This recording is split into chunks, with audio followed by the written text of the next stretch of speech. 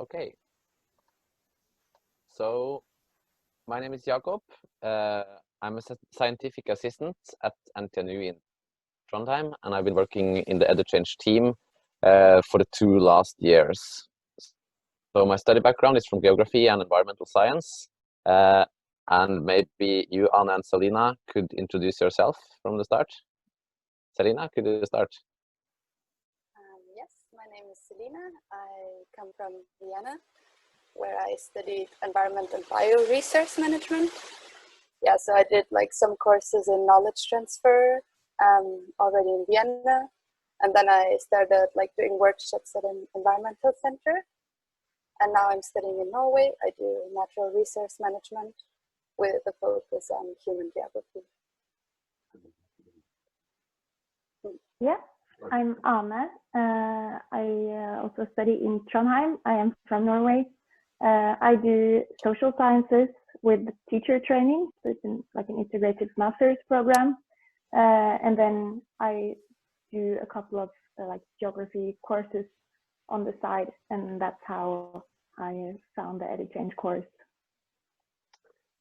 Thank you. So Anna and Selina joined the EduChange this year, and I asked if they wanted to join this talk, because that is the mission of the next, a little bit more than half an hour, is to share our or your experiences with EduChange through some questions given from me. So we will discuss a little bit around the EduChange methodology and how you see it, and issues and possible solutions.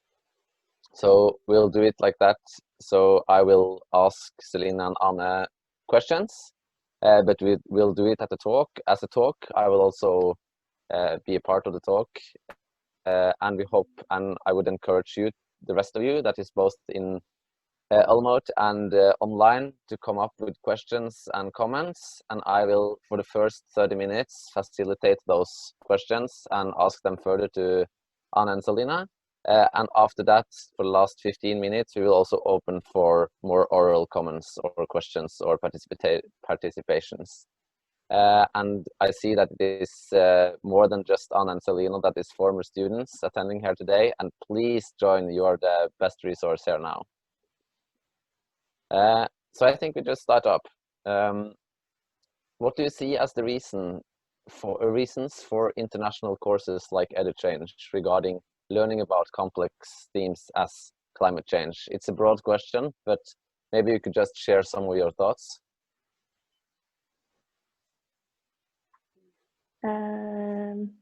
Yeah, I can start.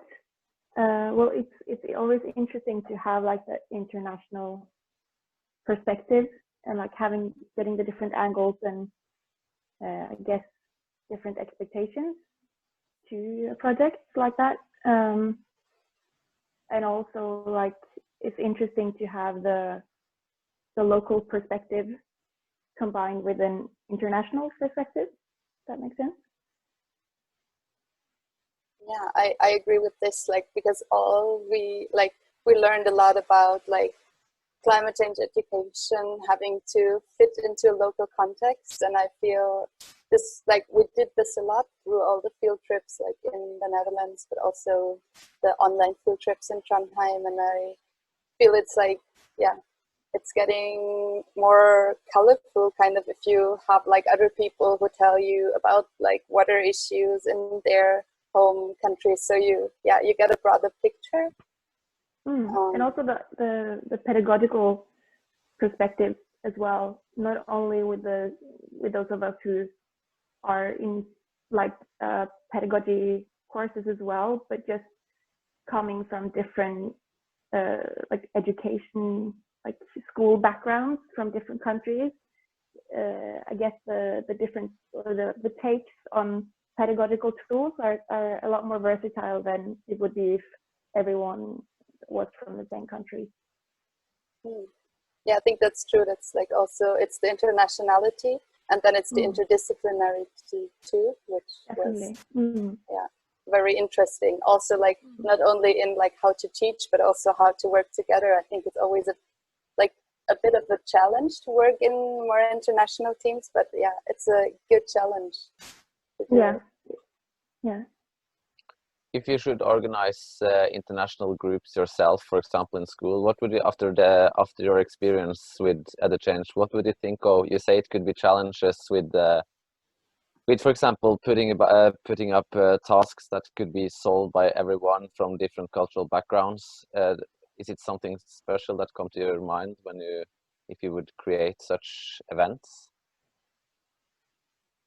I guess trying to be aware of my own bias and like my own background, and not then making tasks and projects particularly or like better for the Norwegian part, just because that's my viewpoint. But trying to be aware of my own perspective and bias, and knowing that that might cause difficulties for the other nationalities.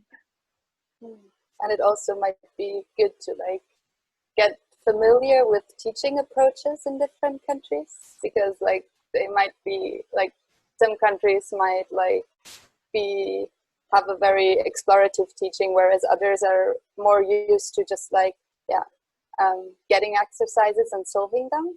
And then I think it might be like you kind of have to adapt the exercises you give, because it might be overwhelming for pupils, like to have like completely different exercises. So I think this is something to think of. Yeah, I think people will have a different expectations as to what a task involves, and how like strict the frames are or how loose the frames are. It can vary a lot, I think. Yeah. So if we go over to the more specific, I think Jurka said something about what was the teacher's plan for the EduChange philosophy or methodology. Could you just briefly describe how you have seen it from the student's view? Yeah, I would say like I thought about this question a bit, and I thought like the one point was about like teaching and like giving lectures about methodology, such as like environment, like education for sustainable development, about learning models and like didactics, and also like about how to teach about climate change. Like, for example, this lecture Kim just gave, like we also more or less had, and this was like really interesting input. And then like with another part, it was like sending us to the field and letting us like explore and solve tasks, like this typical field work thing. And then I would say another part was like designing ourselves, like designing lessons or posters. Yeah, and like elaborating ideas. Yeah, it was sort of at this intersect of learning about climate change and learning about teaching about climate change, and there's these different layers to it, and they sort of got mixed. Also, like with both benefits and maybe some problems, because I felt like they tried as much as they could to involve those like the methodology that they wanted us to learn in the teaching themselves, if that makes any sense. So having us involved, like student involvement, was very relevant, and then they want us to sort of bring that further as well. I think was very good. And I think that's have been one of the challenges also, because we come from as we spoke about earlier now, come from different cultures and different backgrounds or each student have different background regarding the content of climate change knowledge, and bringing together the use of pedagogical approach for learning about it, and still having a background that do not make it too easy for some and too difficult for others regarding the content. I think that has been a challenge. Yeah, I can definitely see how that was challenging. And like in my group, I was working with someone who had a bachelor's degree in biology, and I have no experience in biology, but I'm very into the pedagogical part and maybe the more like moral, ethical part, and someone more into the scientific part. And I think it's interesting to be able to connect those parts and not see them as separate, but as ways of sort of fulfilling each other. And I think that was very well executed. Yeah, I also feel that, like, especially when, like, with these, like, interdisciplinary knowledge and, like, yeah, different datases of knowledge, because I would say I didn't have, like, as much knowledge about learning models and didactics so much, but then others knew a lot about that. But I would say that, like, I didn't need as much input about, like, what climate change does to, like, the planet or so. But I think, like, especially in this, like, experimental settings where we have to, like, work ourselves, it's, like, really, yeah, like, you don't really have to think so much about what you want to, like, how much that has to be delivered to the students, because we kind of, yeah, find the knowledge and, like, teach each other. That was really interesting, I thought. Yeah, I felt like we had it was created in a way where we were supposed to create a lot of the content as well, which then became whatever background we sort of had and our takes on the content that was given during the courses. So I felt like in some parts, I think most people would maybe be able to say, like, I already knew this isn't as relevant for me at the moment, but a lot of the focus was on us producing something and, like, creating something together ourselves.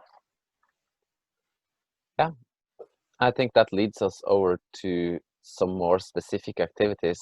I'm wondering if you could describe one activity for each of you that you really liked and or disliked, and describe how and why, and if you would use it in school teaching by yourself. And yeah, just describe the activity. It makes it, for those that have not been part of EduChange, they could get some input about what you have actually done during this these sessions Jirka showed us for the program. Anna, could you start up? Just a short introduction first, and then I haven't gone as much into, like, the activities we did maybe as pupils, but more a couple of things that I really enjoyed. One of them was the youth perspectives lecture that Tim just did before now, that we also had in Utrecht. I thought that was very interesting, and just getting that sort of academic framework to understand, because it made a lot of sense, and you were able to, like, recognize the attitudes. But it was very interesting to get those, like, understand the psychological mechanisms a little bit. I found that very interesting. And also then the practical tips for designing lessons that follow that was very helpful, because at times it could be a lot of more abstract talk and, like, how you should involve students, and just having something practical, like, this is a good way to do that. This is a good way to do that. This should be avoided. And that is very helpful as well.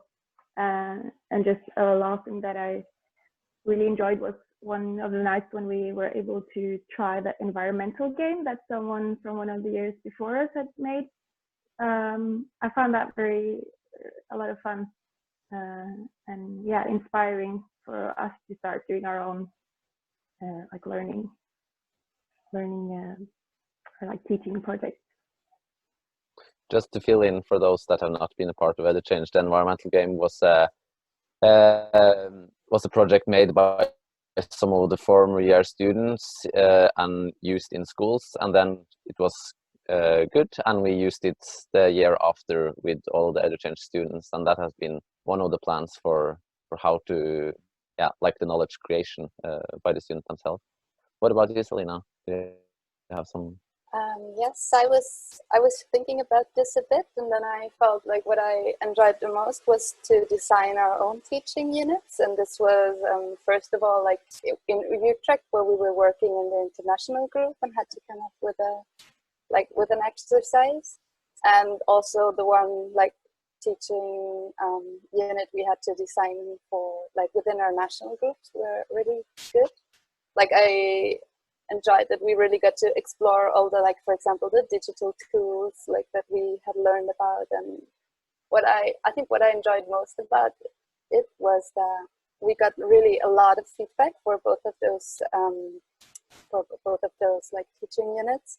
like in Utrecht and in person by the lecturers, and then also and by our fellow students, and then also like this one feedback session where we could like approach all the teachers virtually during the online field trip was also really nice. And I thought, yeah, so this was like really a lot to learn, like at first by designing the exercise, but then also by like having a lot of like, as there's also like a broad range of teachers involved. I think this was really cool to like get all these different feedbacks on our activities, which I think is not so usual. Like you usually hand in a term paper and then you get a grade on it, or you get it passed, and that's kind of it. So I think this was, even though like we didn't get to elaborate our activities so much, because it was just, I mean, we got the feedback and now we could work on it more if we would like really teach it.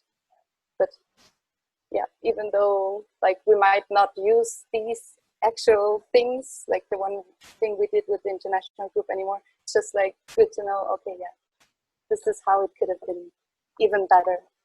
For those that is not part, could you just describe this feedback session?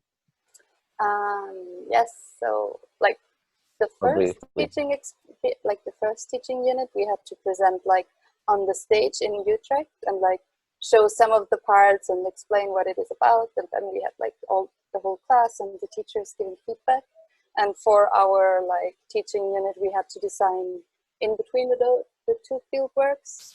There was, I think it was like a breakout session where like the teachers joined different virtual rooms, and like we as groups could just like go there and like talk to them about our activities.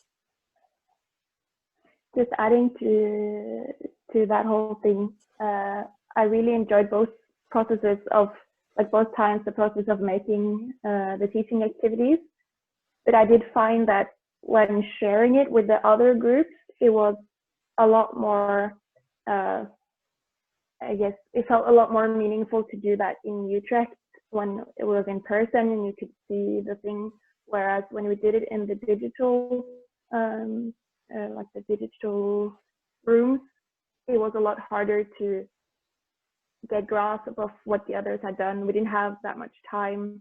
It felt a little bit rushed, so it was a lot harder to understand what the teaching activities were.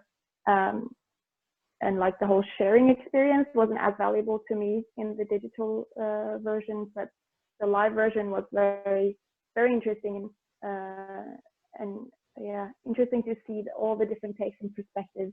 I also enjoyed just in reality seeing the other teaching activities.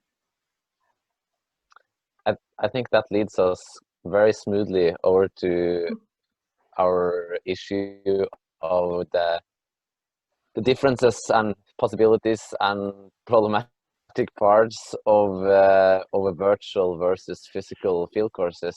Could you say something? You have experienced both now. We went to EduChange for a week, and then we were 1 week on digital courses in May. What was your experience from the differences, or both of them? And also regarding the aforementioned CO2 problem by learning about climate change while flying across Europe. What is your thoughts? I can start. Well, as I did say, a lot of things made more impressions when it was in real life. Like going on a field trip was something completely different, and it just highlighted how important the place-based learning is, and how much more impression it makes when you're physically somewhere and you can take in like the smells and all the impressions, not just through a screen. But at the same time, when we were forced to do it digitally, I was very impressed of how well it did work, and how well it was organized. And I think it's highly possible to make good teaching activities digital, but it was also, I guess it made for an interesting aspect of the whole program as well, because you could really see the difference that it does make, and how, yeah, I guess as you mentioned also with the CO2 emissions, that should be taken into account, and then maybe that weighs up for some of the benefits of the like, physical meeting. I think it's also like, yeah, the social context was like really nice in Utrecht, and I think that's what I missed a lot during the virtual fieldwork. It was just like really cool to get to know a group and like get familiar with the people like within a week. And I think that's like a really cool thing about this course, that it's not, you're not only meeting once, but you're meeting twice, and then you don't have to go through this like forming phase, but you already know the people. And I think this can be very valuable if you have like a 2 times field work kind of. And yeah, so that was like really sad that we didn't have this. It's sometimes a bit like, especially with lectures, I think it's really hard to stay with the lecture if it's online, and not to like fail out or lose your attention. But yeah, I think it was really well made, like having a lot of group exercises in the virtual fieldwork. So you like had to come back because you had to like talk to your group again, and like this was really helpful, and all so like quizzes and stuff. So I think it was like, yeah, it was a lot. I expected it to be extremely exhausting, but it was like actually not as bad. The virtual field trip, like I did feel I got a lot out of it. But maybe it's a bit different for Anna and me because we already know Trondheim, and then we could like better connect to places. So I think it would be interesting to hear like about other people, how they experience the place now. Do we have some feedback from some of the other students right away for the virtual part?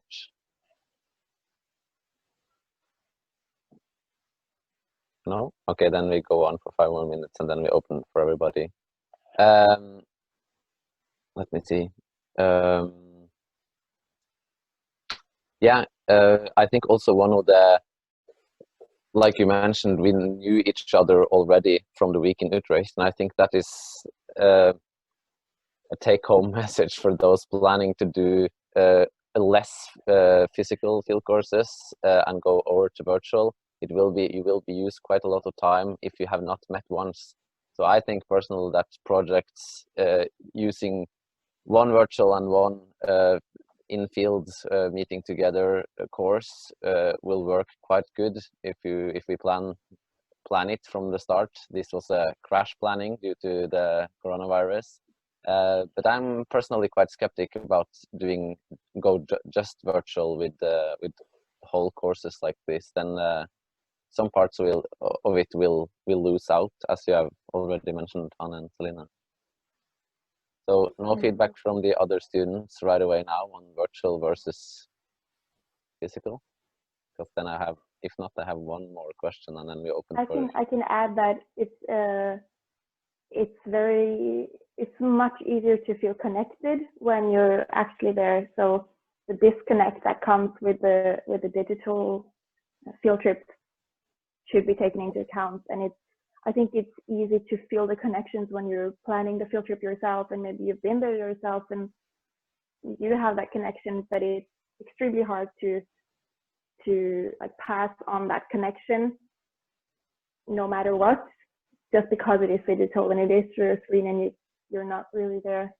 So the physical presence is very valuable just in itself.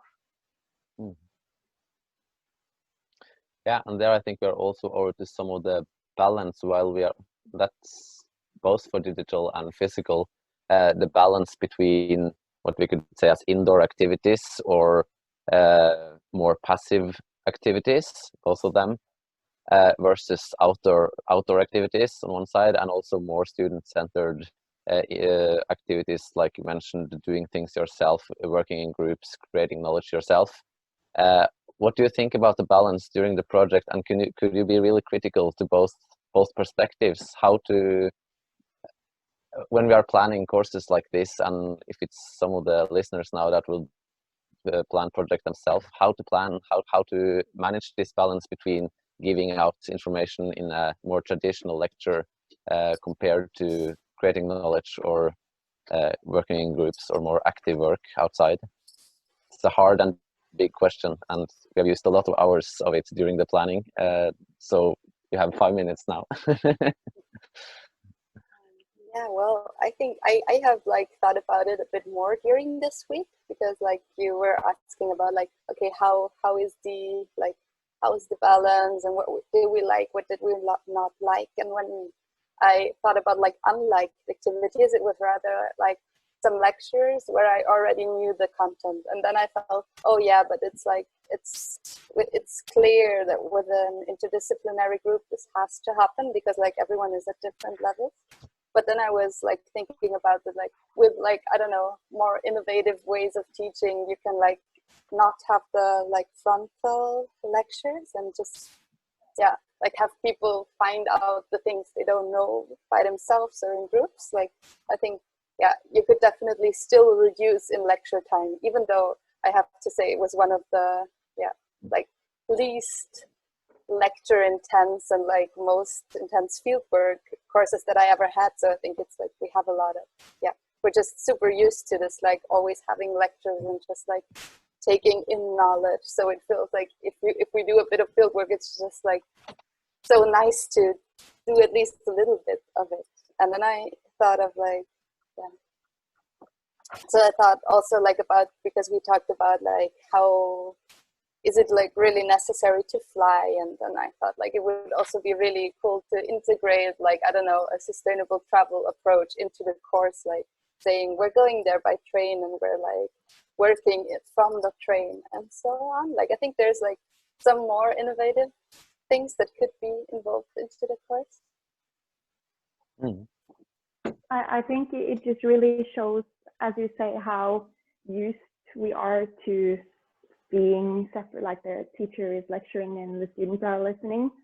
And even though it was very focused on student involvement, it wasn't maybe able to do that fully, but at the same time, when there was a lot of openness and to our own involvement, it could create a lot of confusion because we're used to being told exactly what to do, and when we get an open task, it becomes confusing.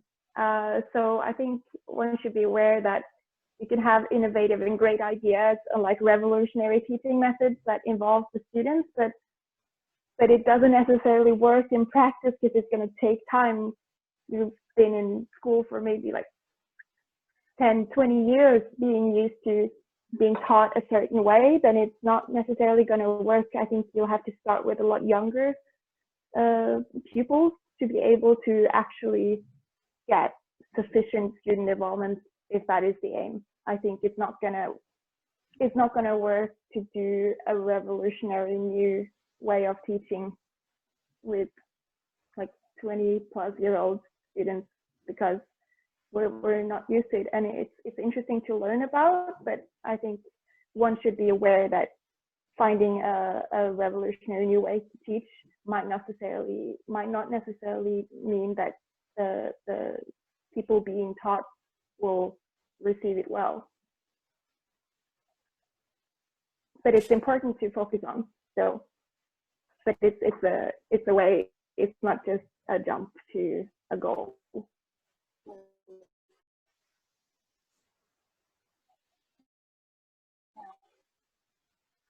Yeah, maybe one balance in not overwhelming people, but not like taking this like, oh, we're used to it, and like the traditional way as an excuse to not try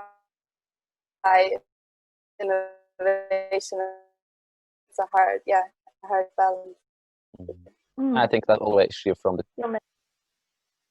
specific content knowledge, and just to let all of us speak some will take time. So this is I think it's interesting to discuss. Yeah, and I also think it would be a shame to sort of let all those specialties go to waste just because you want students to explore and learn themselves.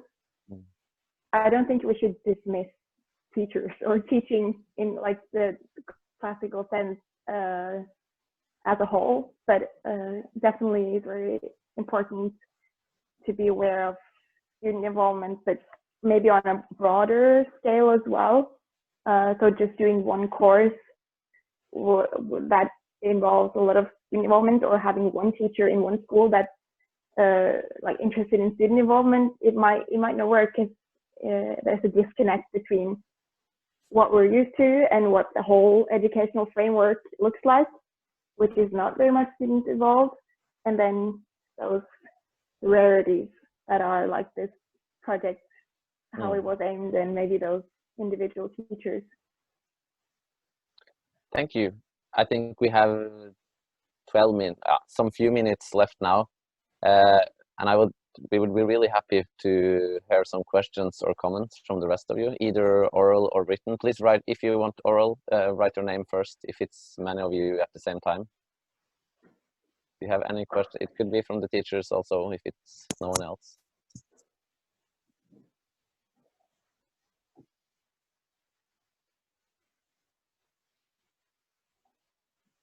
No, nothing? Jirka, any questions from Olomouc, from the on-site? No, they're very hungry, I guess. But there's a question from Petri. Okay, go ahead. Chat. Yeah, I would like to add or maybe repeat something. Yeah, please go ahead, Patrick. Well, I'm not sure if I repeat something, but I think science is also about discussion and debate, and that's quite hard in the online form. But I think digital or online fieldwork could be useful in preparation of a real field course. So at least we're prepared to go to Norway in the future. But I think maybe for a next EduChange program, it would be useful to have maybe 1 or 2 days online field course in preparation of the real field course. So a good point. Okay, Yardar, you have a comment?